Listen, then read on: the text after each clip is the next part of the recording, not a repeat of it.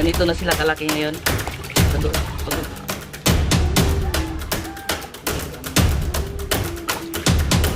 Ang sakit naman ng nararamdaman.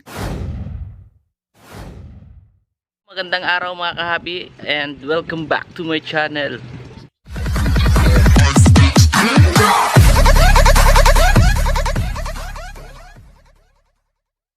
For today's video mga kahabi, papakita ko sa inyo yung mud pond natin.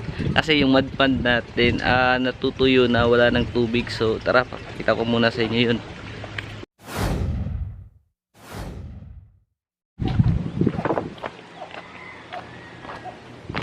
So ayan, natuyo na yung mud pond natin, pero yung mga kois nandito pa. Maya maya kukunin ko yung mga kois dito mga kahabi. Yan, nakikita nyo, napakatuyo na kasi almost 1 month na maaraw dito sa amin, hindi na umuulan, kaya ito tuyong tuyo na yung mud pond. Tsaka yung mga koi nandyan, yung iba nasa putik. So mamaya kukunin ko yun, kunin ko sila dahil itatransfer ko.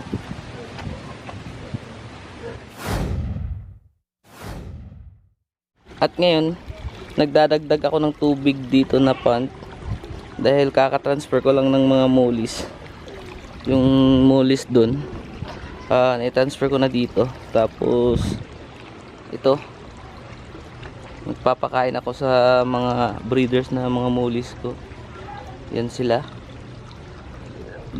At syempre dun sa mga maliliit nagpapakain din ako.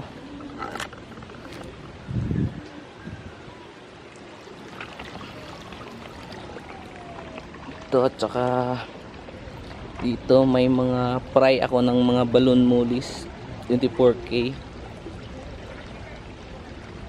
So yun lang.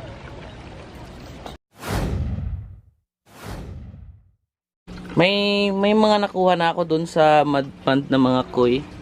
Ito, tsaka goldfish. Yan, medyo nanghihina sila.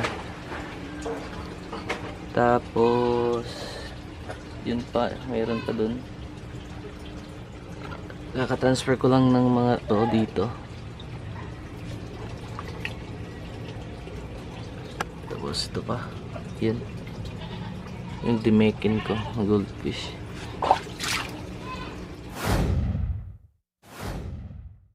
Natuyo na yung mud pond natin mga kahabi. Yung mga koi kukunin natin kasi malalaki na to sila, tsaka baka mamatay, kailangan nating agapan. Bababa ako dyan at tsaka kukunin yung mga koi, saka dito natin ilalagay yung mga koi. So lalagyan ko muna to ng tubig. Yan. Ngayon mga kahabi, bababa na ako dahil kukunin na natin yung mga koi fish. Tsaka ready na yung lalagyan natin. Ito. So let's go. Te, abot mo muna yung planggat natin. Alalaw.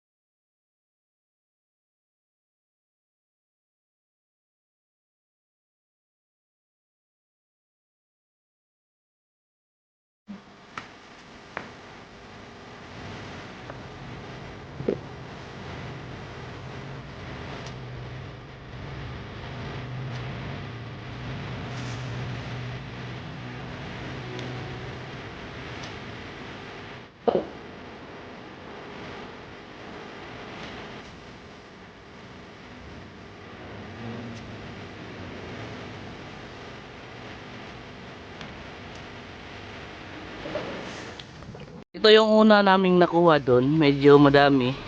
Tsaka ilalagay namin yan dito. Iko-quarantine ko muna kasi nga galing sa mud pond to. Tsaka malalaki na to. Ayan nyo. Yan. Kung natatandaan nyo, nung unang bili ko nito, nasa 1 inch pa lang ganito pakalaki. Tapos, ito yung mga nakuha ko last, mga goldfish, tsaka yung mga malalaki na koi doon. Yan, so ilipat na natin. So, ganito na sila kalaki ngayon. Yan, nasa 3 inches to 4 inches na.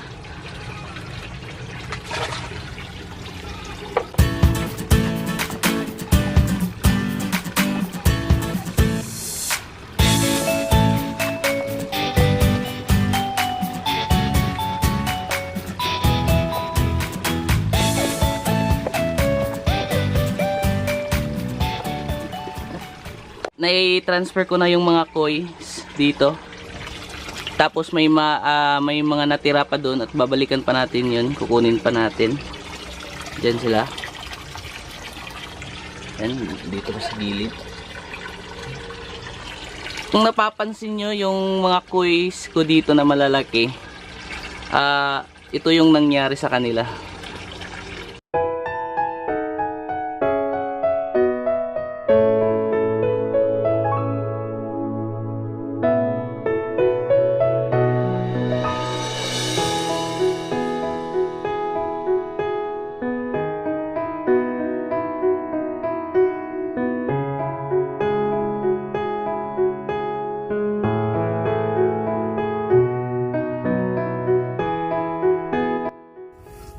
Ang sakit naman ng nararamdaman ko. Namatay lahat ng koi ko dito. Yan. Ang lalaki na, nasa mga 11 to 12 inches na yata mga to. Yan o. Eh, sayang.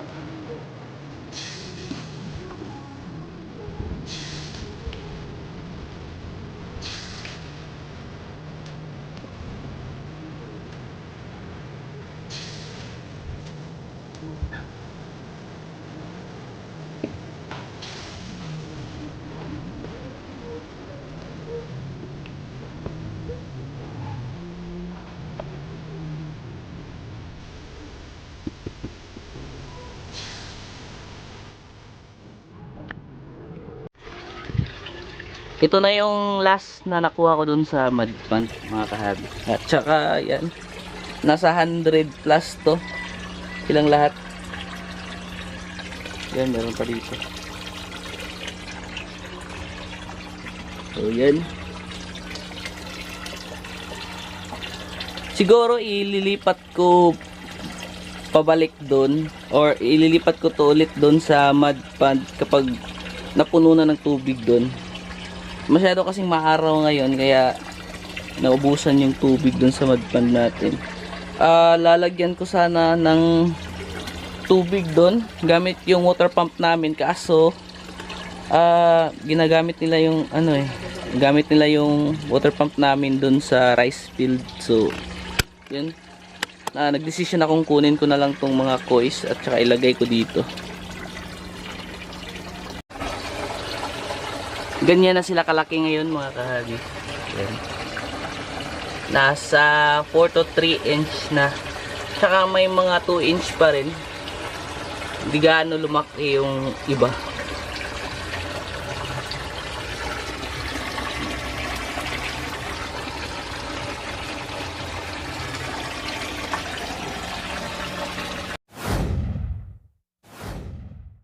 At dito nagtatapos ang vlog na to, mga kahabi. Kung na-enjoy nyo yung video, huwag kalimutang mag-like, comment, and subscribe sa channel ko at ring nyo na rin yung bell para maging notified ka sa susunod na upload ko. So, see you on the next video. Peace out!